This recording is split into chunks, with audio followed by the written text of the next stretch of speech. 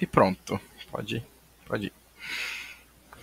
Boa noite a todos, sejam muito bem-vindos novamente ao nosso curso de extensão sobre o purgatório, depois de um intervalo de 2 semanas, né? Porque semana passada, respeitando a Sexta-feira Santa, enfim, a crença daqueles que consideram esse dia um dia especial, sagrado, especialmente sagrado. Então, na semana passada, né, nós não tivemos a nossa live costumeira.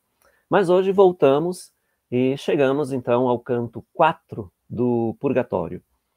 Este quarto canto é dedicado de uma maneira mais específica à questão do tempo.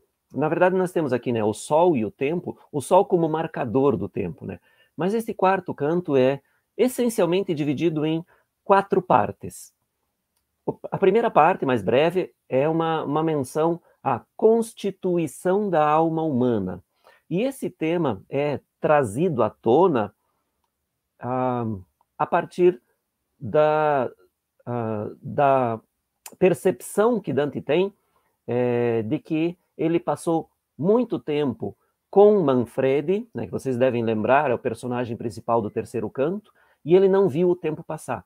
Então isso faz com que ele reflita brevemente sobre a alma humana e a constituição da alma humana. Mas, enfim, ligado ao tema tempo.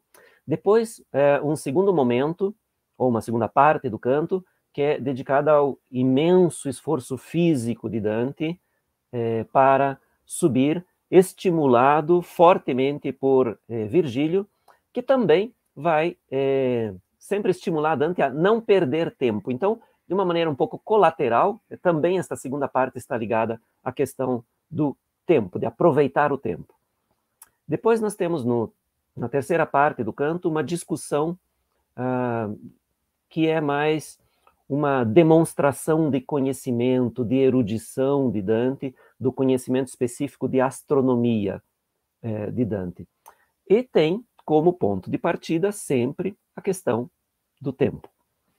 E depois, finalmente, né, o encontro de Dante com o seu amigo, o extremamente preguiçoso Belacqua, que também, de uma certa maneira, está ligado a esta reflexão de Dante sobre o tempo. Então, a gente tem, assim, podemos dizer que temos este tema principal que se espalha ao longo de todo o quarto canto. Né? Porque, como vocês podem ver, 3 destes 4 temas estão diretamente ligados ao tempo, e o quarto tema, que é o esforço de Dante para subir, também ali estimulado por Virgílio a não perder tempo. E todos eles ligados ao movimento do Sol, que afinal de contas é o que marca a passagem do tempo. Por que essa preocupação tão grande com o tempo aqui neste canto? Não especialmente neste canto, né? Já no Inferno nós tínhamos a preocupação de Virgílio sempre incentivando Dante a continuar, a não parar, a não descansar, porque eles tinham sempre pouco tempo. E aqui no Purgatório a questão está mais ligada diretamente ao reino do Purgatório, por assim dizer, porque de maneira diferente do que acontece no Inferno e no Paraíso, as almas aqui estão temporariamente, né? Ou como Dante prefere dizer, aqui as almas são peregrinas, não vão permanecer aqui para sempre. E todas as almas estão, ou pelo menos deveriam estar, ansiosas para iniciar o seu processo de purificação e abreviar o máximo possível o seu tempo de permanência no purgatório, porque naturalmente após o purgatório vem o paraíso, que é o destino final desejado por todas as almas.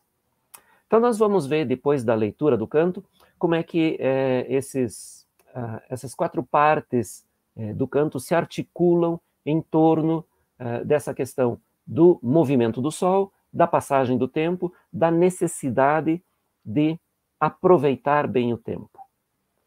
Isso, então, veremos logo a seguir depois da leitura da professora Pauleta, a quem eu peço nesse momento, então, que, por favor, nos presenteie com sua leitura, Pauleta. Certo. Quando per dilettanze, over per doglie, che alcuna virtù nostra comprenda, l'anima bene ad essa si raccoglie, par che a nulla potenza più intenda, e questo è contra quello error che crede che un'anima sovraltra in noi s'accenda.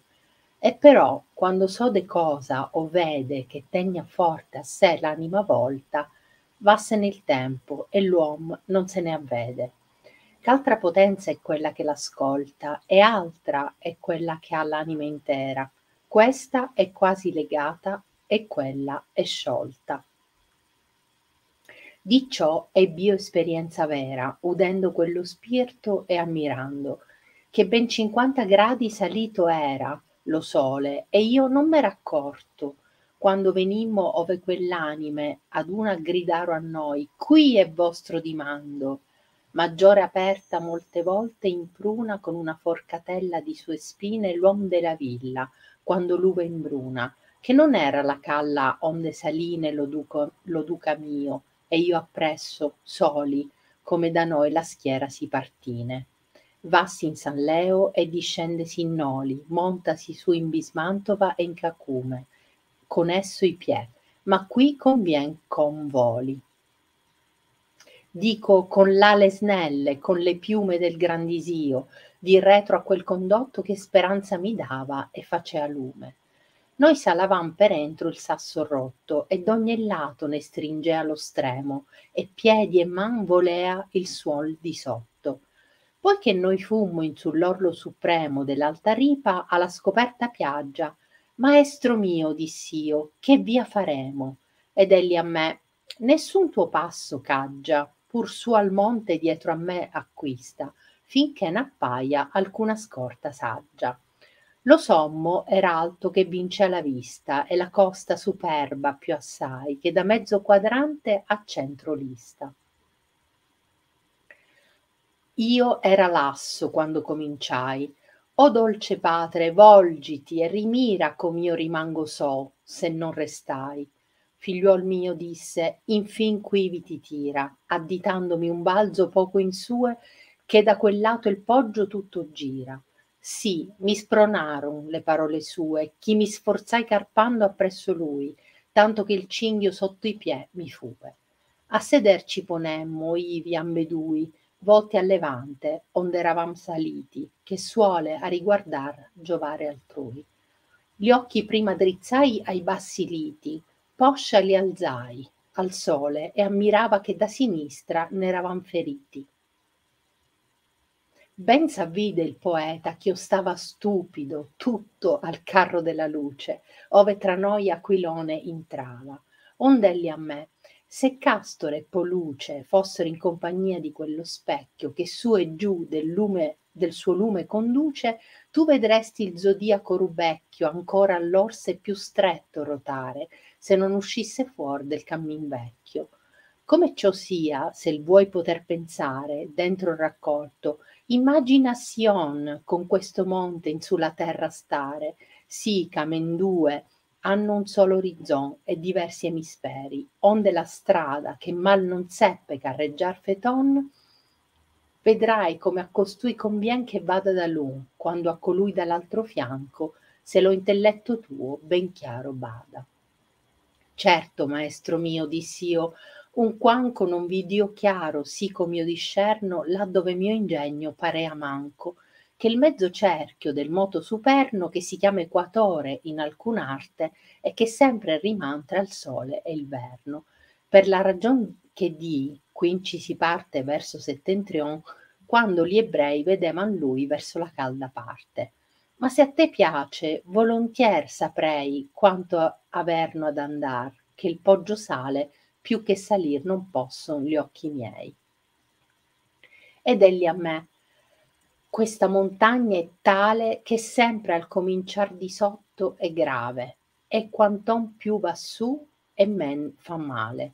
Però, quand'ella ti parrà soave tanto, che su andar ti fia leggero, come a seconda giù andar per nave, allor sarai al fin desto sentiero, quivi di riposar l'affanno aspetta. Più non rispondo, e questo so per vero. E com'egli ebbe sua parola detta, una voce di presso sonò: forse che di sedere in pria avrai distretta. Al suon di lei ciascun di noi si torse e vedemmo a mancina un gran petrone, del qual né io né ei prima s'accorse. Là ci traemmo e ivi eran persone che si stavano all'ombra dietro al sasso, come l'uom per neglienza a star si pone. E un di lor, che mi sembiava lasso, sedeva e abbracciava le ginocchia tenendo il viso giù tra esse basso. O dolce Segnor mio, diss'io, adocchi a colui che mostra sé più negligente, che se pigrizia fosse sua serocchia. Allor si volse a noi e puose mente, movendo il viso pur su per la coscia, e disse: or va tu su, che sei valente. Conobbi allor chi era, e quell'angoscia che m'avvacciava un poco ancor la lena non m'impedì l'andare a lui. E poscia ch'a lui fui giunto alzò la testa appena, dicendo: hai ben veduto come il sole da l'omero sinistro il carro mena? Gli atti suoi pigri e le corte parole mosser le labbra mie un poco a riso. Poi cominciai: bel'acqua, a me non dole di te omai, ma dimmi, perché assiso qui ritto sei? Attendi tu iscorta, oppur lo modo usato t'ha ripriso? Ed elli: o frate, andare in su che porta, che non mi lascerebbe ire a martiri l'angel di Dio che siede in su la porta. Prima convien che tanto il ciel m'aggiri di fuor da essa, quanto fece in vita, perch'io indugiai al fine i buon sospiri. Se orazione in prima non m'aita, che surga su di cuor, che in grazia viva, l'altra che val, che in ciel non è udita. E già il poeta innanzi mi saliva e dicea: vienne omai, vedi che tocco meridian dal sole e la riva, e alla riva cuopre la notte già col piè morrocco. Legal, muito bonito, obrigado, Pauleta. Bem, então, para começar, nós temos aqui duas ilustrações, né, dois desenhos, do Gustave Doré, os clássicos mais conhecidos, mais difundidos, mais publicados em inúmeras edições da Divina Comédia. Né? Esses que são do século XIX, né, mais especificamente de 1861. Né? Então, aqui, uma das ilustrações relativas ao quarto canto do Purgatório. E temos aqui do século XVI ainda, né, do Federico Zuccari, também a ilustração relativa ao quarto canto do Purgatório. Né, e o Zuccari tem aquele estilo um pouco mais antigo ainda, em que era comum termos na mesma cena Dante e Virgílio representados várias vezes. Né? Então aqui nós temos Dante e Virgílio representados 3 vezes. Né? No começo da subida, Dante ali, Virgílio em pé e Dante ajoelhado ali, né, subindo com o auxílio das mãos e dos joelhos. Depois Dante e Virgílio subindo pela passagem estreita, que naturalmente aqui tem que ser reduzida em termos de espaço para poder caber no desenho, mas que Dante descreve como uma subida muito longa, né, e cansativa. E depois nós temos na parte esquerda ali Dante e Virgílio sentados, olhando em direção ao sol. Certo? E mais à direita, acima, temos Belacqua com os outros negligentes ou preguiçosos ali debaixo de uma grande pedra. Ou como diz Dante, exagerando no aumentativo, né, ele diz uma grande pedrona. Né, não só uma grande pedra, mas uma grande pedrona. Bem, então aqui nós temos essas duas ilustrações. As ilustrações de Gustave Doré são muito fáceis de se encontrar. Né? As do Federico Zuccari, para quem tiver interesse, no ano passado, a Galleria degli Uffizi, em Florença, abriu uma exposição que pode ser visitada virtualmente, né? Basta entrar lá no site da Galleria degli Uffizi e ver os desenhos do Zuccari. Bem, vamos lá então. Quando por alegria ou por dor que alguma virtude nossa acolha, a alma tanto nela se concentra que parece que nenhuma outra potência funcione.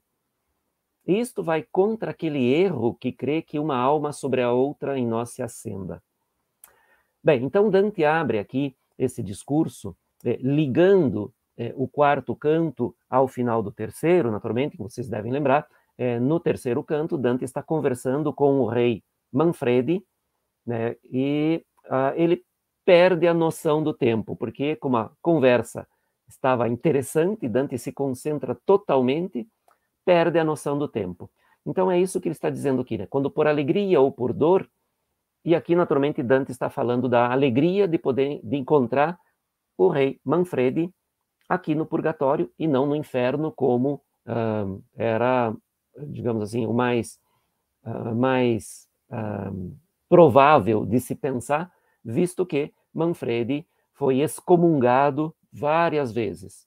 Então, Dante tem essa alegria e, naturalmente, o interesse de encontrar um personagem tão interessante, tão forte quanto foi Manfredi na cultura da época de Dante. Manfredi morreu em 1266, quando Dante tinha pouco menos de 1 ano de idade, mas durante toda a vida de Dante, a figura, o personagem Manfredi foi muito presente na cultura, não só de Florença, não só da Toscana, mas de toda a Itália, de toda a Europa. Então, Dante aproveita esse momento que ele tem de conversa com Manfredi e a sua alma, o seu espírito, o seu intelecto, tudo está concentrado nesta conversa, de maneira que ele não percebe o passar do tempo. Bom, ele aproveita essa ideia, então, de que ele não percebe o passar do tempo, para falar da alma e para dar a sua visão de como é constituída a alma humana. Naturalmente, esta é só uma introdução ao tema, porque será lá no canto 25, aqui do Purgatório mesmo, no canto 25, o poeta Estácio é que vai explicar a Dante, a pedido de Virgílio, como é constituída, como é criada e como é constituída a alma humana. Então nós vamos ver lá, quando chegarmos ao canto 25, que Estácio explica a Dante que a alma humana é uma única substância composta por 3 potências. Não são 3 substâncias, não são 3 almas, ela não é tripartida ou tripartite, é uma substância única, que tem as 3 potências. A vegetativa, que dá vida, essencialmente, né? A potência vegetativa é, digamos assim, a energia vital, que dá vida às plantas e a todos os animais. Então, a potência vegetativa, a potência sensitiva, que é ligada aos sentidos, portanto, é mais desenvolvida do que a potência vegetativa, e a alma intelectiva ou racional. Estas são as 3 potências da alma: a vegetativa, a sensitiva e a intelectiva ou racional. Bem, Dante, então, contesta a visão essencialmente platônica ou neoplatônica e maniqueísta das almas múltiplas. Então é isso que ele diz ali, né? Que o fato de que a sua alma estava inteiramente concentrada nessa conversa com Manfredi fez com que ele não percebesse nem o que estava em volta dele e nem a passagem do tempo. E isso para ele é uma prova do erro daqueles que defendem a multiplicidade da alma. Então ele fala aqui, né? O erro aquele erro que crê que uma alma sobre a outra em nós se acenda. Então ele está se referindo muito especificamente aqui, como eu disse, à teoria platônica das 3 almas. No seu diálogo, Fedro, Platão fala do mito da biga alada, né? E nós temos aqui uma representação aqui, né, da biga alada, de que fala Platão no Fedro. Essa biga alada é uma analogia da alma humana. Nessa analogia, Platão diz que a alma é dividida em 3 partes, como se fossem mesmo 3 almas. Antes disso, ele diz, os seres humanos agem e fazem as coisas movidos pelas paixões. E há 2 categorias, essencialmente, de paixões. As paixões concupiscíveis, que são as paixões mais baixas, os impulsos mais baixos, comer, fazer sexo, para preservar a espécie. E as paixões irascíveis, que são as paixões mais elevadas, as paixões mais sensíveis, que levam a determinação, a coragem, ao ímpeto de fazer coisas boas. Bem, então nessa analogia da biga alada, Platão diz que a alma humana é dividida nessas 3 partes, como se fossem 3 almas. A alma irascível tem sede no peito, e é a alma sensível, pronta às paixões, ou que gera as paixões superiores, como a coragem, a principal delas, e que tem essencialmente a função de garantir que o corpo se defenda ou fuja em situações de perigo. Esta alma irascível é representada pelo cavalo branco, nesse conjunto. A alma concupiscível tem sede no ventre ou no baixo ventre, e é responsável, né, como eu já disse, pelos desejos carnais, pelos impulsos de preservação da espécie. Então, garante dessa maneira que o corpo se mantenha vivo e saudável. Nesse conjunto, é representada pelo cavalo negro. Então, o cavalo negro tende à terra, o cavalo branco tende ao céu. Lembrem que é uma biga alada, é uma biga voadora. E tem o terceiro elemento dessa biga, que é o condutor, o cocheiro, né, o auriga, né, que é o cocheiro da biga, que é a razão, a mente racional. Desculpem, a alma racional. E essa alma tem a função, naturalmente, de controlar os impulsos, de controlar os 2 cavalos, tanto o branco quanto o negro. Então, a ideia, essencialmente, é essa, né? A ideia de Platão. O mundo das ideias, o hiperurânio, está lá no alto dos céus.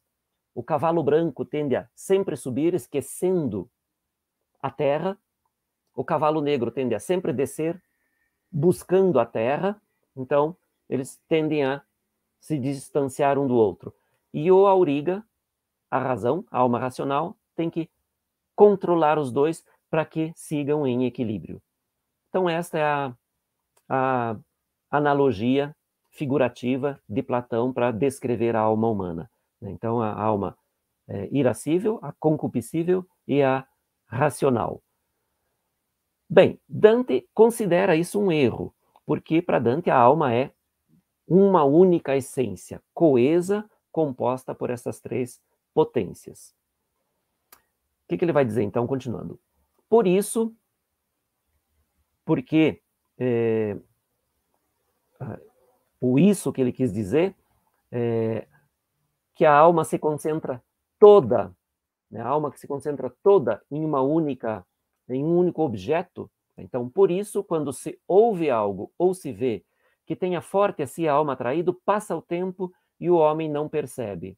Porque uma potência é aquela que o escuta, e outra é aquela que ocupa a alma inteira. Esta é quase ligada e aquela é livre. Bem, o que ele quer dizer com isso tudo? Que quando a potência sensitiva, né, então ligada aos sentidos, quando se vê, se ouve, se sente, que era exatamente aquilo que Dante estava fazendo naquele momento com a alma de Manfredi, né, estava vendo e ouvindo, então a potência sensitiva havia ocupado de tal maneira a alma que nenhuma outra potência estava ativa naquele momento. E é isso que ele diz, então, sobre a unidade da alma. A alma estava inteira concentrada nessa conversa dele com Manfredi. Então, simplificando ali, Dante diz isso, né? Que quando a potência sensitiva se ocupa de algo que não exige a concentração máxima, por exemplo, se você está ouvindo uma música, ouvindo simplesmente a música, você continua vendo o que está em volta, você tem noção da passagem do tempo, se alguém se aproxima, você percebe. Então, quando você está concentrado em algo que não exige a concentração máxima, as outras potências continuam ativas. Ou seja, a alma está livre para essa outra atividade simultânea. Mas, se você é absolutamente apaixonado por uma música, e você está ouvindo essa música com a concentração máxima, é bem provável que você perca a noção do tempo, de que você não perceba mais o que está acontecendo à sua volta. Então, quando a concentração é total, essa potência sensitiva exige a concentração também da potência racional, de maneira que você não percebe mais nada. Então, essa é a maneira como Dante explica essa questão, e aproveita para tocar neste tema da constituição da alma humana, que depois ele vai desenvolver mais para frente. E aí ele diz, então, disso tive eu experiência verdadeira ouvindo aquele espírito e admirando, que bem 50 graus subido tinha o sol e eu não tinha percebido. Então, 50 graus equivalem a 3 horas e 20 minutos, né? Porque o Sol se desloca de 15 graus por hora. Então, 15 graus por hora, 3 horas e 45 minutos. Mais 20 minutos, 3 horas e 20. Então, 3 horas e 20 tinham passado em companhia desde o nascer do Sol até este momento em que ele está conversando ali com Manfredi ainda. Então, 50 graus tinha o Sol e eu não tinha percebido quando chegamos onde aquelas almas, como uma, gritaram a nós: aqui é o vosso destino. Então, as almas que agem em conjunto, aqui, né, já falei para vocês, né, da importância do coletivo, né, que vai superando a importância do individual. Então, as almas aqui agem quase sempre como um coletivo.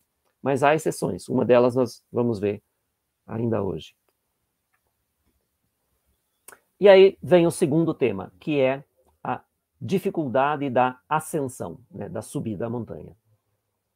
Maior abertura muitas vezes fecha com uma forcada de seus espinhos o agricultor quando a uva amadurece, do que era o carreiro onde subimos o meu guia e eu, atrás, sozinhos, quando de nós o grupo se separou.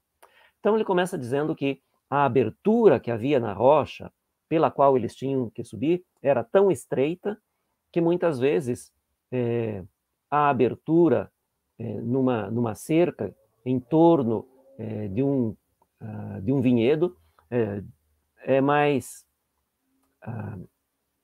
a abertura é mais larga, aquela que o agricultor fecha com uma única forcada, com uma única porção de espinhos ele fecha, aquela abertura é mais larga do que esta que eles tinham aqui na rocha para subir. Então, quer dizer, muito estreita. E aí vai continuar falando da dificuldade. Vai-se a San Léo e se desce até Noli, sobe-se até Bismantova e em Cacume com os pés. Mas aqui convém que o homem voe. Então, isso já dá a medida, né? Ele vai dizer, todos esses lugares que ele cita, San Léo, Noli, Bismantova, Cacume, são lugares extremamente íngremes, de difícil acesso, que exigem muito esforço, mas, afinal de contas, ainda se pode subir até esses locais com os pés. E aqui ele diz, né, obviamente exagerando, aqui convém que o homem voe, seriam necessárias asas para poder chegar. Aqui a gente tem, então, né, do lado direito, uma visão parcial, né, de San Léo, como uma das cidades que ele cita ali, né? San Leo, na província de Rimini, na região da Emília-Romanha, assim como Bismantova também Bismantova faz parte das montanhas e dos Apeninos emilianos. Noli é uma cidade na Ligúria, lá perto da França, e Cacume é um monte que faz parte do conjunto dos Montes Lepini, e fica ali bem próximo da minha amada Frosinone, a cidade do meu cunhado Remo. Ciao Remo, um abraço. Então, Cacume fica ali no Lácio, né, bem perto da cidade de Frosinone. Todas regiões, todas, enfim, colinas ou montanhas de muito difícil acesso, para dar um pouco da medida do que era subir esta parte do purgatório. E aqui nós temos, né, na miniatura do manuscrito conhecido como manuscrito Holkham, que se encontra na Universidade de Oxford, na Bodleian Library, né, aqui nós temos exatamente esse trecho, né, em que Dante e Virgílio se separam do conjunto de almas em que está o rei Manfredi. Né? Nós temos ali, então, Dante e Virgílio subindo, né, em dois momentos, né? Virgílio na frente e Dante atrás, e depois os dois sentados, quando finalmente chegam a um patamar mais alto. Bem, então Dante havia dito aqui que para subir seriam necessárias asas. Digo, com as asas ágeis e com as penas do grande desejo, atrás daquele condutor que esperança me dava e fazia lume. Então, aqui um elogio a Virgílio, né? Porque Virgílio que o está incentivando, mas ao mesmo tempo, a gente pode ler, alguns dantistas leem aqui, uma espécie de lamento de Dante, porque ele diz ali, atrás daquele condutor que esperança me dava e fazia lume. Ou seja, que dava esperança, que iluminava, mas não ajudava fisicamente. Como já havia feito em outros momentos, né, especialmente lá no inferno, né, Virgílio já havia ajudado fisicamente Dante. E aqui não, aqui só estimulava e ia na frente, mas não ajudava fisicamente. Bom, ele diz, nós subíamos por dentro da rocha rachada e de todo lado nos apertavam os extremos, e pés e mãos exigia o solo abaixo. Então, Dante já vai se ajudando com as mãos, porque os pés não bastam para subir. Depois que chegamos à beira superior da alta encosta, a descoberta plaga, mestre meu, disse eu, que via faremos? Este verso é o último que se pode ler aqui na coluna da esquerda do manuscrito que nós temos aqui. Né? Maestro mio, disse eu, que via faremo? É o último verso aqui de baixo. Né? E depois nós temos lá exatamente esse trecho. E ele a mim, nenhum teu passo diminua, somente ao monte atrás de mim mira, até que nos apareça algum guia esperto. Bem, Virgílio não responde exatamente a Dante que caminho eles vão fazer. Porque, é claro, Virgílio não conhece o purgatório, Virgílio nunca esteve aqui, então ele não pode responder essas perguntas de Dante, que acabam sendo bastante insistentes. Né? Dante vai voltar a esse tema, vai perguntar de novo, e Virgílio parece que se irrita um pouco, porque não é uma atitude muito inteligente de Dante fazer estas mesmas perguntas. Que caminho faremos? Qual é o caminho? Qual é o percurso? Virgílio não conhece o purgatório.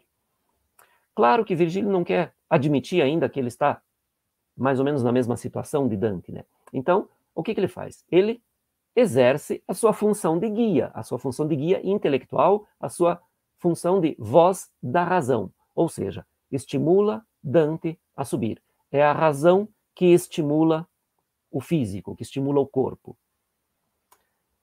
Continua Dante, né, então. O cume era tão alto que vencia a vista, e a costa soberba, muito mais do que do meio do quadrante ao centro a linha. É interessante o uso que ele faz aqui, né? A costa soberba, né? Talvez por aquela imagem comum, né, de que quem é soberbo é sempre altivo, empinado, alto, né? Então que olha de cima para baixo, enfim, essa ideia da costa, da encosta da montanha que era soberba. E aí ele diz aqui, né, muito mais do que do meio do quadrante ao centro a linha. Então, claro, né, se nós dividirmos um círculo em 4 quadrantes, né, o meio do quadrante é uma linha de 45 graus.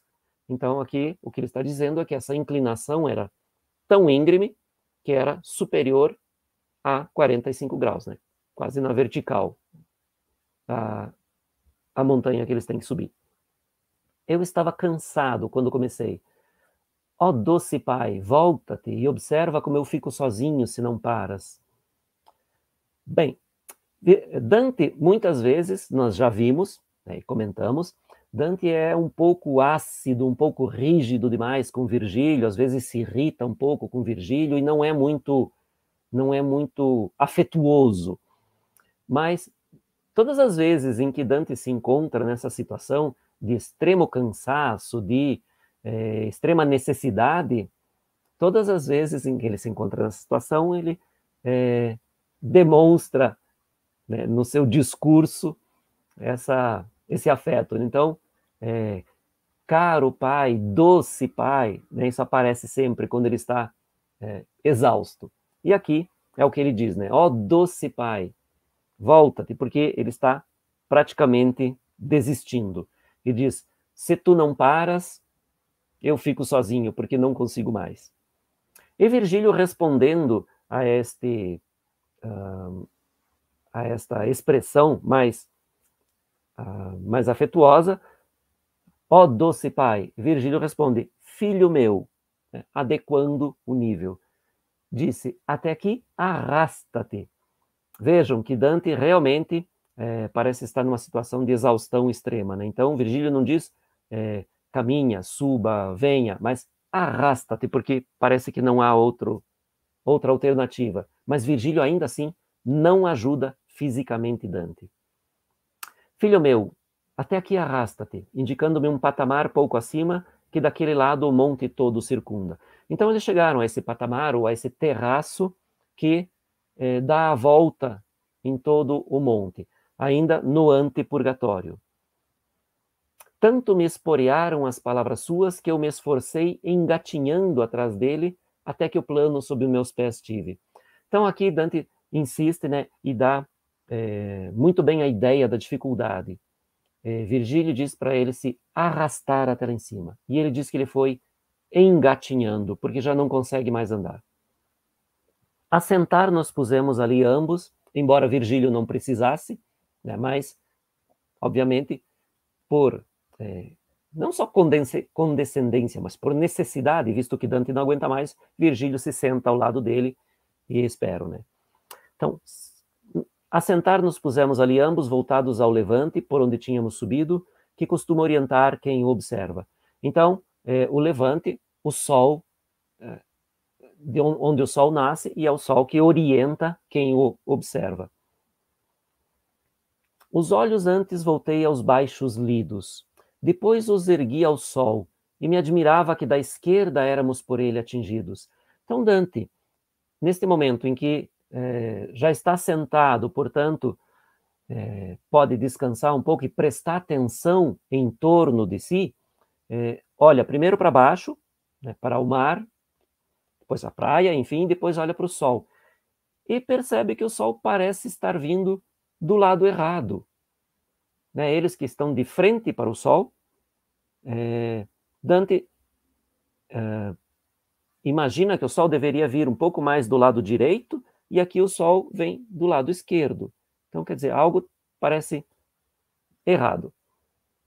Bem se deu conta o poeta que olhava todo surpreso ao carro da luz, onde entre nós e Aquilone entrava.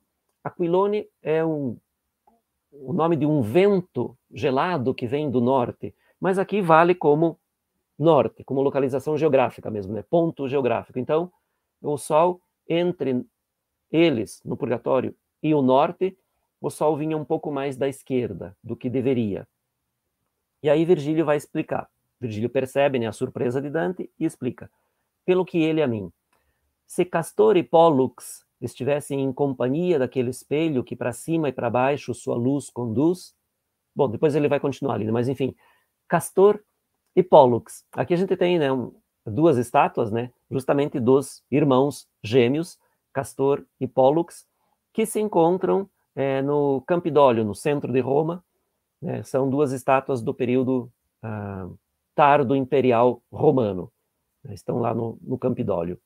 Quem são Castor e Pólux? Segundo a mitologia, são os gêmeos que nasceram de um ovo botado por Leda, que era rainha de Esparta, que foi seduzida por Zeus.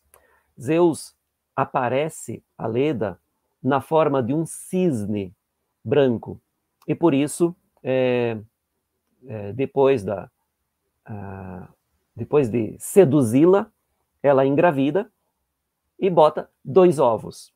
De um desses ovos nascem Castor e Pólux. Do outro nascem Helena e Clitemnestra.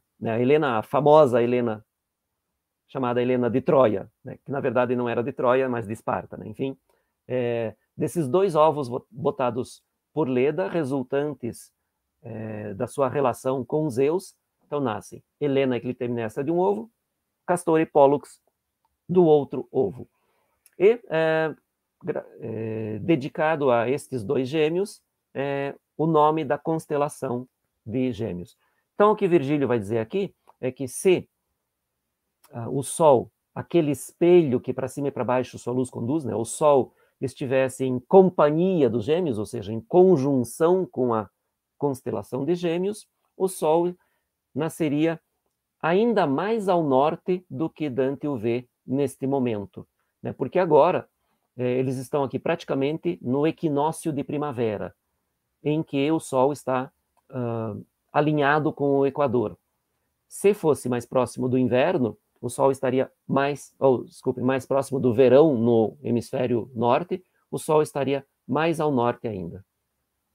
Então Virgílio diz ali, né? Tu verias o zodíaco avermelhado, ainda a ursa mais perto rodar, se não saísse fora do caminho velho.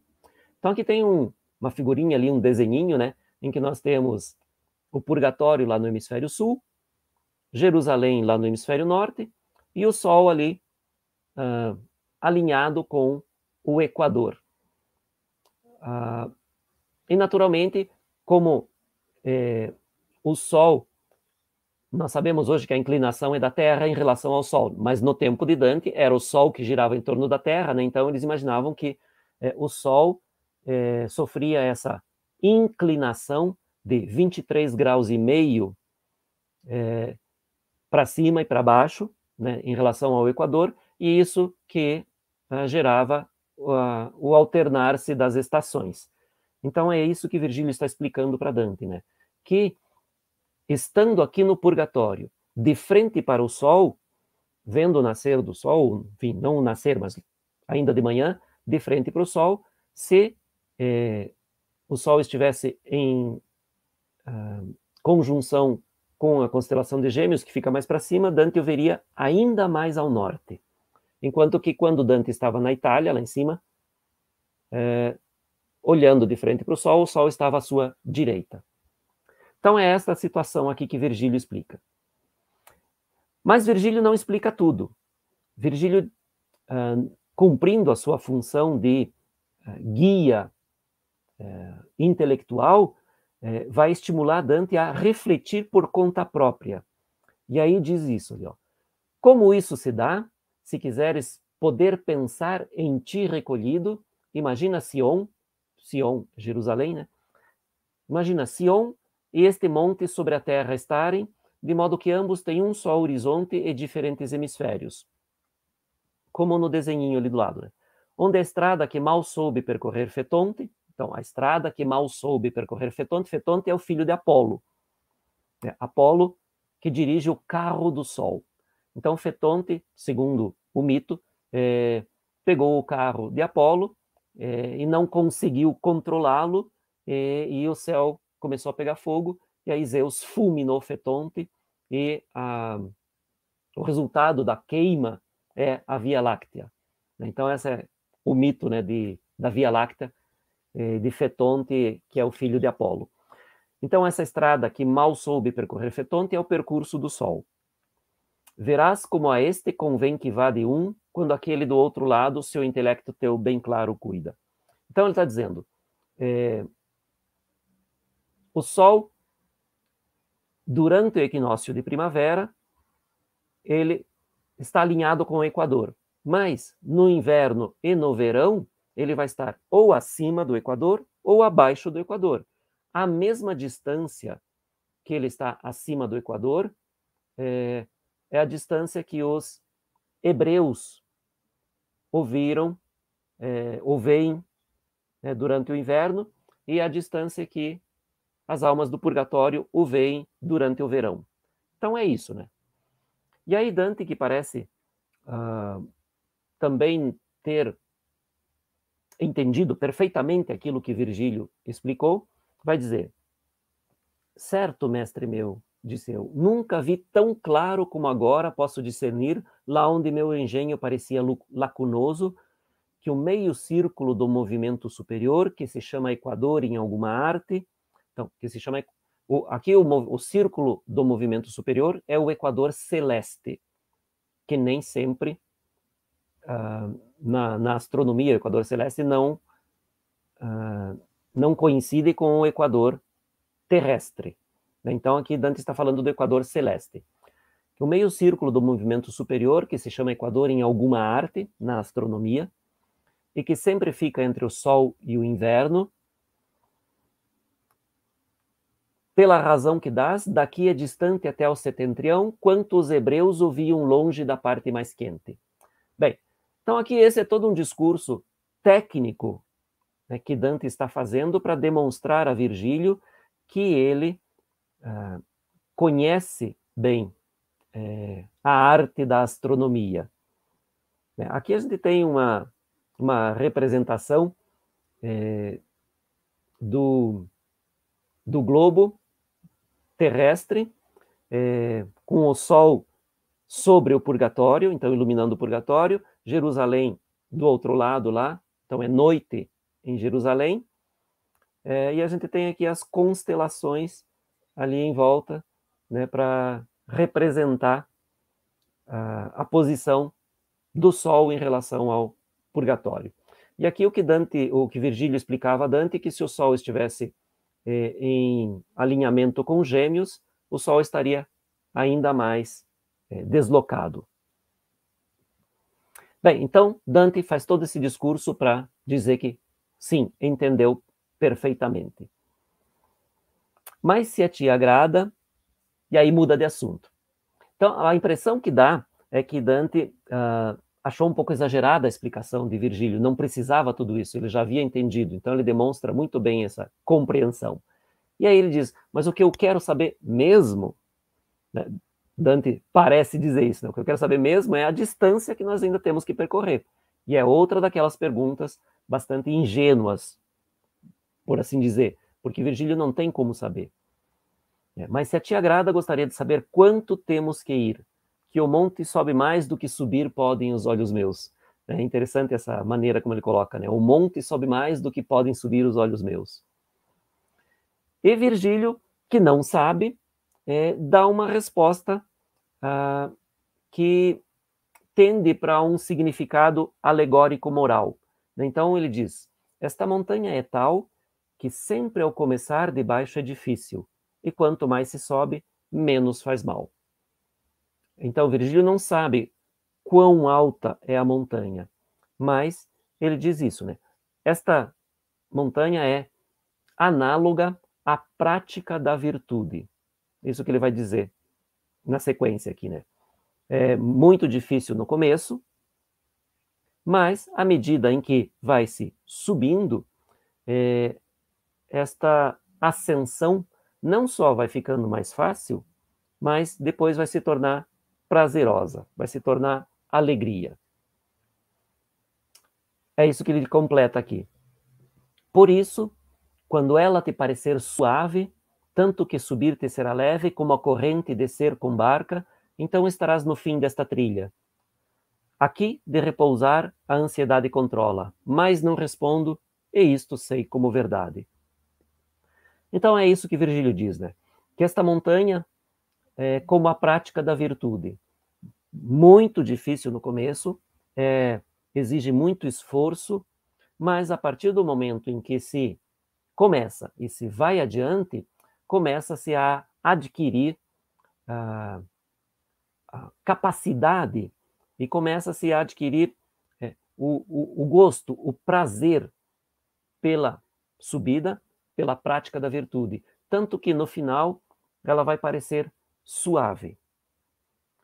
Bem, então é esta maneira que Virgílio tem de estimular o seu discípulo. Quando Dante chegar ao fim da trilha, ele estará praticamente pronto, né, ou quase pronto, para finalmente subir ao paraíso. E aí Virgílio diz, é mais ou menos isso que eu posso te responder, não sei mais do que isso. Né, com este último verso ali, mas não respondo, e isto sei como verdade. Ou seja, como se ele está dizendo, né, até aqui o que eu te disse é verdade. Mais do que isso, se eu te dissesse, seria especulação, porque Virgílio não conhece o purgatório. E aí vem uma reviravolta na cena, em todo o andamento, né, desse discurso entre Dante e Virgílio, desta conversa. Quando ele tinha a sua palavra dita, uma voz ali perto soou: talvez de sentar antes terás necessidade. Então esta voz que surge, entre aspas, do nada, surpreende Dante e Virgílio, que não haviam percebido que havia almas ali. Então Virgílio, que está fazendo este discurso alegórico, moral, para estimular Dante, é surpreendido, principalmente Virgílio, é surpreendido com este comentário sarcástico, dizendo que, apesar de todo esse discurso que estimula a não perder tempo, a não parar, não sentar aqui, mas continuar subindo, apesar da dificuldade, para quando chegar lá no final, aí sim poder sentar e descansar e desfrutar da vitória, da conquista. Então, todo esse discurso positivamente moral e estimulante de Virgílio recebe esta espetada, esta crítica aqui, que na verdade não é uma ofensa, uma crítica terrível, mas é bastante sarcástica. Quer dizer, tá, todo esse discurso aí é muito bonito, mas acho que você também vai ter que sentar e esperar antes de poder subir. Então, esse o modo de se introduzir desta alma que nós sabemos, né, que é do amigo de Dante, o Belacqua. E aqui nós temos, nesta miniatura de um manuscrito napolitano bastante antigo da Divina Comédia, né, do século XIV ainda, em torno de 1370, né, a data não é exata, mas em torno de 1370, e que provavelmente pertencia a uma família napolitana chamada Monforte. E hoje esse manuscrito se encontra na British Library com este número. Né? O número do manuscrito ele é o 19587, né? Não tem um nome específico, né? Conhecido como o manuscrito Monforte, porque deve ter pertencido à família Monforte, mas isso não é um título oficial dele. Então, esta voz chama a atenção de Dante e Virgílio e os surpreende, porque eles não haviam percebido que havia almas ali. A gente tem aqui a mesma cena retratada aqui provavelmente pelo Guglielmo Giraldi, que é o ilustrador do famoso Codice Urbinate, né? Aquele que eu já comentei, né, com vocês, né? É uma edição da Divina Comédia encomendada pelo Federico da Montefeltro, conde de Urbino, em 1476, e que é considerada por muitos, né, a edição da Divina Comédia mais bonita de todas, justamente por conta dessas miniaturas das iluminuras. Então, aqui do Giraldi, a gente tem a mesma cena, né? Dante e Virgílio diante destas almas que estão ali, aqui não sob, mas apoiados a essa grande pedra. Ao som dela, cada um de nós se voltou e vimos à esquerda uma grande pedrona, a qual nem eu nem ele antes percebera. E aqui essa imagem hiperbólica aqui é proposital, né? Grande pedrona, né? Eu já falei para vocês, né? Dante usa assim no original, né?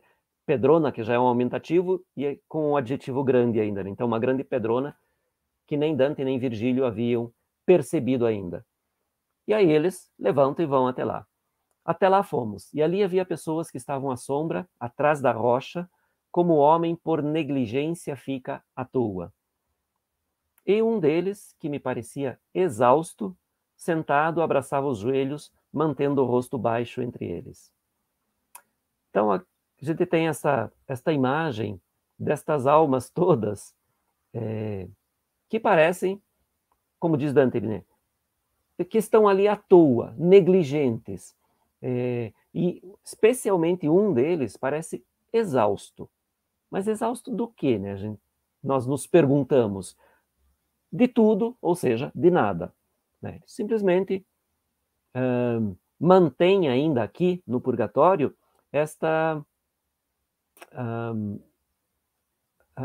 hábito adquirido durante a vida. Né? São todas almas de negligentes. E aqui a gente pode associar negligentes a preguiçosos, porque é um pouco essa impressão que Dante passa, né? Que todas essas almas estão aqui por preguiça, né? Por não querer fazer nada. Mas vamos ver como é que funciona isso, né? E Dante não se contém, né? Ele diz, depois de ter ouvido esse comentário sarcástico da alma, Dante também despeja um pouco do seu ácido, do seu sarcasmo, né? Dizendo para Virgílio, de modo que essa alma ouça: ó doce senhor meu, disse eu, observa aquele que se mostra mais negligente do que se a preguiça fosse sua irmã. Então aqui Dante usa um provérbio bastante difundido, né? Para chamar alguém de preguiçoso, dizia que parecia ser o irmão da própria preguiça, ou a irmã, se fosse mulher, né? A irmã da preguiça ou o irmão da preguiça. Essa imagem comum, né, Dante diz aqui.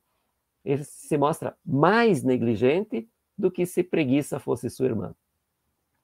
Bom, aí eles vão ver que o corpo, esse, entre aspas, corpo da alma, né, esse corpo de ar que se forma em torno, o que se forma quando a alma se separa do verdadeiro corpo material, aqui esse corpo de ar parece bem preguiçoso, mas a mente não é tanto. Esta mente está muito viva, muito ativa. Responde imediatamente a Dante.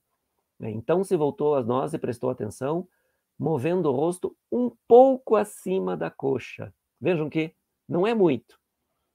Ele não desperdiça suas energias. Movendo o rosto um pouco acima da coxa, e disse: então sobe tu, que és tão valente. Então é uma resposta também provocativa, né? Reconheci então quem era, e aquela angústia que me apressava um pouco ainda a respiração não me impediu de ir até ele. Então essa troca de farpas aqui, né? Primeiro, Belacqua que diz, depois de todo aquele discurso muito sério, muito sentido, muito moralista, um discurso ético de Virgílio, Belacqua dispara aquela frase sarcástica, dizendo: tá, o discurso é muito bonito, tá, tudo bem, mas acho que você vai ter que sentar um pouco antes e descansar, porque não vai até o fim sem parar, não. Mais ou menos isso, né, a ideia da frase do Belacqua. E aí, Dante acho que tomando as dores um pouco também de Virgílio, diz: olha só, o tipo desse preguiçoso parece mais preguiçoso do que se a própria preguiça fosse sua irmã. E aí o Belacqua, na sua tréplica, ele vai dizer: então sobe tu, que é tão valente. E aí Dante percebe quem é. E aí Dante não continua essa troca de farpas. Dante vai rir, né, porque ele reconhece um seu amigo, né, o seu amigo da Florença antiga.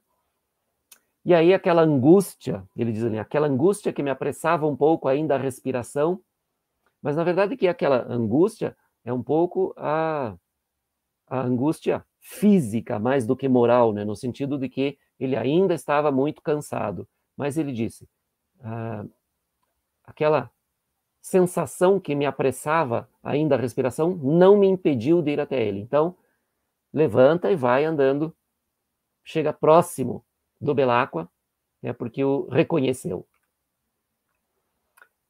E assim que lá cheguei, ergueu a cabeça com esforço, dizendo, tu viste como o sol do lado esquerdo conduz o carro? Os seus atos preguiçosos e as curtas palavras moveram meus lábios um pouco ao riso. Então vejam que aqui Dante já perde aquela, talvez não profunda, não grande, mas aquele início de animosidade que havia se criado, aquele pequeno atrito que havia se criado, justamente pelo sarcasmo manifestado pelo Belacqua. Então aqui Dante já deixa para lá aquela animosidade, aquele atrito, porque percebe que é um amigo seu. Então, entre amigos, não há problema de fazer essas brincadeiras, né? Mas aqui vejam que Belacqua não desistiu ainda deste sarcasmo. E aqui parece que Dante está retratando de uma maneira muito viva, muito autêntica, este seu amigo. Provavelmente não se sabe muito sobre, ou não se sabe praticamente nada sobre este personagem real, personagem histórico, amigo de Dante, chamado Belacqua. Há apenas algumas poucas menções ao fato de que ele era um luthier. Ele era um construtor de instrumentos musicais, que tinha o seu estúdio no centro de Florença e era um amigo de Dante. E mais ou menos que estas são as informações históricas que se tem sobre o personagem. Era um luthier, um construtor de instrumentos musicais e extremamente preguiçoso, que passava o dia inteiro sentado e só levantava mesmo para ir comer e dormir. Bom, isso é o que os comentadores depois de Dante dizem sobre o Belacqua. Mas a gente vê por esse retrato que Dante dá aqui, que muito provavelmente, embora fosse um tipo bastante preguiçoso, fisicamente, mas não mentalmente.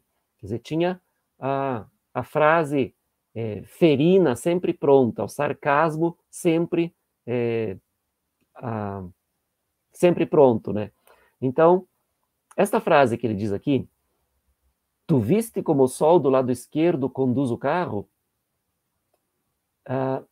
Parece que é mais uma ironia. É óbvio que Dante viu, eles estavam conversando disso, Belacqua estava ouvindo, foi justamente a partir desse discurso todo que Virgílio e Dante chegaram a falar sobre a subida ao monte. Então Belacqua sabe muito bem que Dante viu, e parece que ele está dizendo, você não tinha entendido direito, né?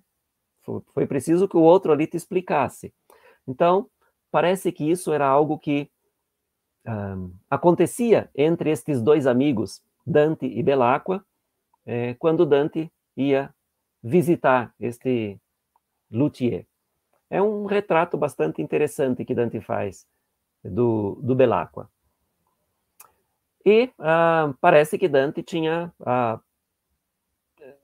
quer dizer, o nosso Dante personagem aqui tinha certeza de que Belacqua ia para o inferno por conta do seu comportamento, da sua preguiça, da sua inatividade, né? Então, parece que Dante acreditava que Belacqua ia para o inferno. Dante personagem. Mas aí Dante, autor, salva Belacqua né, e faz com que Dante aqui, Dante personagem, se surpreenda, dizendo: Belacqua, já não me preocupo por ti. Ou seja, agora que eu sei que você está aqui no purgatório, daqui para frente, paraíso, né? Então, você não está no inferno, não me preocupo mais por você. Mas por que sentado aqui estás? Esperas tu escolta? Ou o modo usual tu retomaste? Então, Dante não entende, né? Porque ele viu até agora... Dante acabou de chegar no purgatório. Ele viu até agora as almas chegando lá na praia, que ficaram ali um pouco em volta do seu amigo Casella, ouvindo o canto de Casella, depois foram dispersadas pelo rígido Catão, e todas saíram correndo, foram buscar uma subida para a montanha. Depois ele encontra o grupo de almas em que está o rei Manfredi, todas caminhando lentamente, mas caminhando.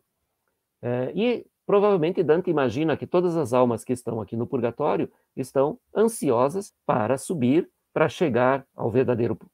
Desculpe, as almas que estão aqui no antepurgatório estão ansiosas para chegar no verdadeiro purgatório, para poder iniciar o seu processo de purificação. E aí ele vê Belacqua e essas outras almas todas aqui sentadas nesta inércia total. Naturalmente é uma segunda surpresa para Dante. Primeiro é encontrar Belacqua aqui. E depois nesta situação.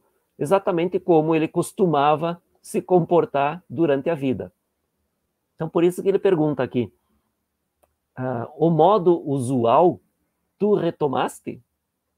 Então esta é a pergunta de Dante. Outra que é interessante é sempre a questão do guia, né? Se vocês lembram, né, nós já falamos disso. Todos precisam de um guia, né? Esta ideia interessante, um pouco misteriosa, né? Dante tem naturalmente Virgílio como guia pelo inferno, aqui pelo purgatório, mas várias vezes, desde Minos, lá o juiz infernal que alerta Dante para não confiar tanto assim no seu guia, tenta desacreditar Virgílio como guia. Depois, várias outras vezes, ao longo do inferno, o questionamento sobre o guia Virgílio ou outras situações em que se fala de guia. Aqui no purgatório, a primeira coisa que Catão pergunta é quem os guiou para fora do inferno. Então, esta obsessão pelo guia parece ser uma coisa bastante importante para Dante. E aqui, então, ele diz duas coisas, né, para Belacqua. Esperas tu escolta? Então, esta escolta prevê alguém que vai acompanhá-lo, levá-lo ou guiá-lo. Ou então, Dante não entende como é possível que aqui no purgatório, depois de já perdoado e salvo, ele volta a ser o mesmo preguiçoso de sempre. Então, Dante não entende. E aqui a gente tem, né, mais uma iluminura do manuscrito Holcomb, que retrata Belacqua ali segurando as pernas, né, com o queixo praticamente apoiado nos joelhos. E aí o Belacqua responde: Ô irmão, subir leva a quê? Pois não me deixaria ir aos martírios o anjo de Deus que senta à porta. Antes, é preciso que tanto o céu me gire fora dela, da porta, quanto fez em vida, porque eu esperei até o fim os bons suspiros. Então aqui este é um momento importante do purgatório, porque é neste momento que nós descobrimos que todos aqueles que demoraram até o fim para se arrepender têm que esperar aqui, no antepurgatório, o mesmo tempo que eles viveram. É exatamente aqui nestes versos, né? Ele diz que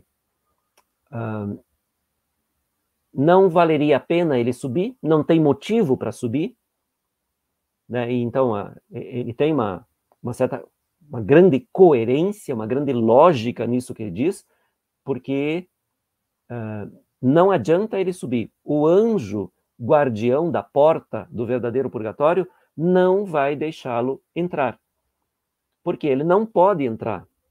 É mais uma das regras do purgatório. Todos aqueles que se arrependeram somente no fim da vida têm que esperar no antepurgatório o mesmo tempo que viveram. Então, se ele morreu aos 50 anos, ele vai ter que ficar 50 anos aqui esperando para poder passar, para que o anjo permita que ele atravesse a porta e entre no verdadeiro purgatório, e aí sim comece o seu processo de purificação. Então essa é a lógica que o Belacqua segue, demonstrando que, embora o corpo seja bastante preguiçoso, demonstrando mais uma vez, né, que embora o corpo seja, esse corpo de ar, seja preguiçoso, o intelecto continua funcionando muito bem. Essa lógica, essa coerência é perfeita. Né?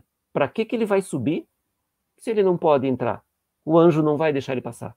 Então, ele espera aqui, à sombra desta pedra, que talvez seja mais agradável do que esperar lá diante da porta. Então, essa é a lógica dele. Bom, qual é a leitura simbólica desta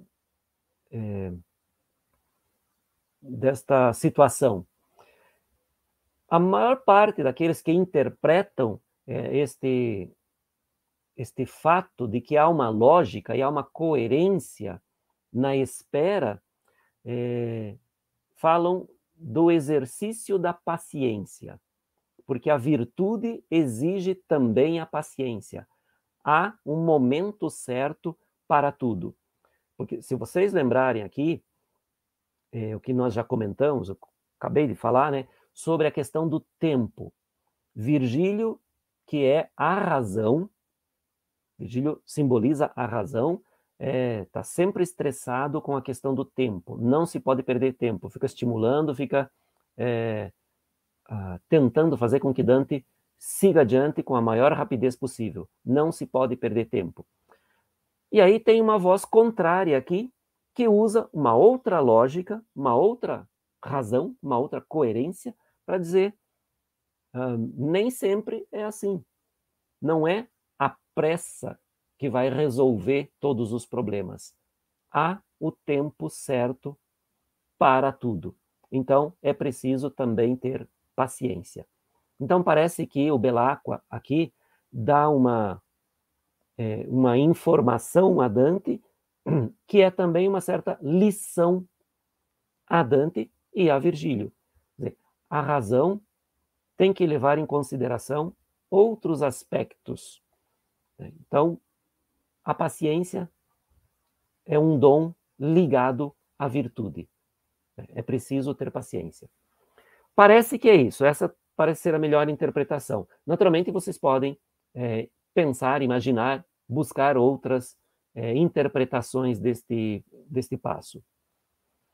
Mas o que ele diz é isso, né? É preciso que o céu me gire. Então vejam a maneira como ele coloca isso. Ele é tão preguiçoso, está parado numa inércia tão grande que ele diz que é preciso que o céu gire em torno dele, ali parado. Né? Antes é preciso que o céu me gire fora da porta, quanto fez em vida. Porque eu esperei até o fim os bons suspiros, se oração antes não me ajuda. Então aqui volta o tema, né, que Dante já havia conversado com Manfredi, né, que Manfredi diz que as boas orações abreviam o tempo de espera das almas aqui no antepurgatório. Então as orações legítimas, honestas dos fiéis funcionam e abreviam o tempo de permanência destas almas aqui no antepurgatório. Mas tem que ser orações válidas. É o que ele diz aqui, né? Então, se oração antes não me ajuda, que se eleve de coração que em graça viva. Outra que vale, que no céu não é ouvida. Então aqui, ao mesmo tempo, ele está confirmando o valor das orações e, através do discurso do Belacqua, Dante está dizendo que aquelas orações feitas pro forma, feitas só para demonstrar algo que não se sente, aquelas orações não valem porque não são ouvidas no céu. Então, todas aquelas orações feitas a pagamento, quer dizer, havia muitos que pagavam para que se fizessem orações para as almas dos seus parentes ou amigos, enfim, falecidos. Essas não valem porque não são ouvidas no céu, não são legítimas, não são orações de um coração que viva na graça de Deus. Então é assim que ele completa o seu discurso aqui, né? Que ele vai ficar aqui o mesmo tempo que ele viveu, se orações não abreviarem esse tempo de permanência. Mas Virgílio parece que não gosta muito dessa lógica, dessa coerência do Belacqua, né? Existe aqui digamos assim, um ar de confronto, um ar de atrito entre Virgílio e Belacqua, que não é manifestado nos discursos dos dois, exatamente, mas é toda uma fricção que se cria através do discurso, primeiro do Belacqua, que é uma frase muito sarcástica, que, de uma certa maneira, diminui o valor daquele discurso alegórico moral do Virgílio, quando diz, antes você vai ter que sentar, não vai chegar lá assim tão rápido, não. Então, ele diminui o valor desse discurso do Virgílio. E depois ele fala só com Dante, e Dante com ele. Belacqua e Virgílio não trocam nenhuma palavra entre eles, diretamente um ao outro. No final aqui, essa lógica do Belacqua de que é preciso esperar o momento certo para fazer as coisas, que não se deve agir com pressa. Então, nem sempre esperar é perder tempo. Isso não agrada a Virgílio, porque vejam que Virgílio, aqui depois desse discurso do Belacqua, que ele encerrou ali dizendo que ou oração que não é legítima não vale, o que acontece? Dante diz, e já o poeta diante de mim subia e dizia, vem agora. Veja, então, que Virgílio nem espera a conclusão do discurso, da conversa entre Dante e um seu amigo, Belacqua. Virgílio não espera, já vai subindo e, enquanto sobe, fala a Dante, vem. Não quer muita conversa com Belacqua, não. Interrompe essa conversa e primeiro começa a subir, depois fala. O poeta diante de mim subia e dizia. Então, não é assim, ele fala para Dante, acho que está na hora de irmos. Não, ele começa a subir e é como se ele, com essa atitude, dissesse, ou você vem atrás, ou eu vou sozinho. Então, a gente nota que Virgílio não gostou de Belacqua. Então, é isso, né? Já o poeta diante de mim subia e dizia, vem agora, vê que tocou o meridiano sol e a praia de Marrocos à noite já cobre com o pé. Então, vem porque ele diz, vê que tocou o meridiano, o sol e a praia de Marrocos. Então, vejam, a gente tem aqui o Equador, que divide ali no desenho, né, a gente pode ver, o Equador, que divide praticamente os dois hemisférios, né, o hemisfério norte, que aqui está para baixo, lá onde está Jerusalém, aqui está escrito em italiano, né, mas enfim, é transparente, né? A gente tem Jerusalém lá embaixo, as terras emersas, todo o hemisfério sul, aqui acima, com o purgatório lá no alto, o sol em cima, então aqui já é praticamente meio-dia no purgatório, e isso quer dizer que o sol está se deslocando e a noite já está chegando ali onde é Marrocos, ou seja, onde é o Estreito de Gibraltar. Né? Já está de noite. Então, meio-dia no purgatório, meia-noite em Jerusalém, 6 horas da tarde ali em Marrocos, e lá, mais ou menos onde é a Foz do Ganges, lá do outro lado, 6 horas da manhã. Então já se passaram 6 horas desde que eles chegaram aqui no Purgatório, e Virgílio continua insistindo que eles não podem perder tempo. Né? Esse é o sentido do discurso, né? Quando ele diz aqui, vê que tocou o meridiano o Sol, então o Sol está exatamente no meridiano, no meio, né, em cima do Purgatório, é meio-dia, e na praia de Marrocos, a noite já chegou com o pé, ou seja, o primeiro passo da noite já chegou ali, já está começando a noite, onde é Marrocos. Então, Virgílio, frontalmente aqui, contraria esta posição do Belacqua, de que, às vezes, deve-se esperar, vale a pena esperar, o tempo não é tudo. Para Virgílio, é. E aqui se encerra o canto, né, com essa, digamos assim, essa condução de Virgílio, que parece não está nada interessado no que Belacqua tem a dizer. Não gostou do Belacqua, não gostou do discurso do Belacqua, e quer que Dante continue subindo. Este é o final do canto, né? E a gente teve então aqui essa passagem de Dante, o começo da subida, efetivamente, extremamente difícil, mas o que fica mais marcado mesmo nesse canto, além dessa dificuldade, é esse pequeno atrito entre Virgílio e Belacqua, e essa questão do tempo. Né? Virgílio extremamente preocupado com o tempo, e o Belacqua parece que nem um pouco preocupado com isso. Né? O Belacqua com a sua lógica, né, de esperar. Né? E a mesma lógica parece que ele tinha em vida. Para que ter pressa? Se chegando lá vou ter que esperar. Tanto faz esperar aqui ou esperar lá, espero aqui que é mais cômodo. É essa a ideia. Bom, gente, este é o quarto canto. Né? Acho que aqui nós encerramos.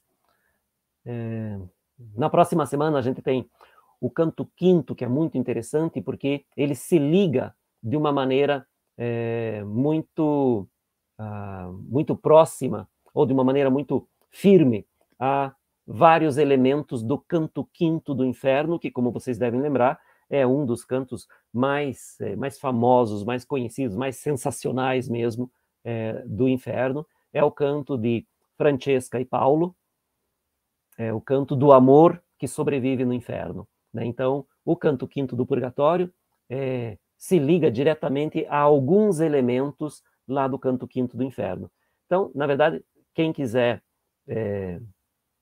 retomar a questão do amor de Paulo e Francesca, lá no canto quinto do Inferno, seria interessante reler o canto quinto do Inferno para ver alguns desses elementos de ligação que nós vamos comentar na próxima semana, aqui no canto quinto do Purgatório. Então é isso, gente. Agradeço muito pela presença virtual de todos. Desejo a todos um bom fim de semana, uma boa semana. E nós nos encontramos aqui na próxima sexta, às 18h30.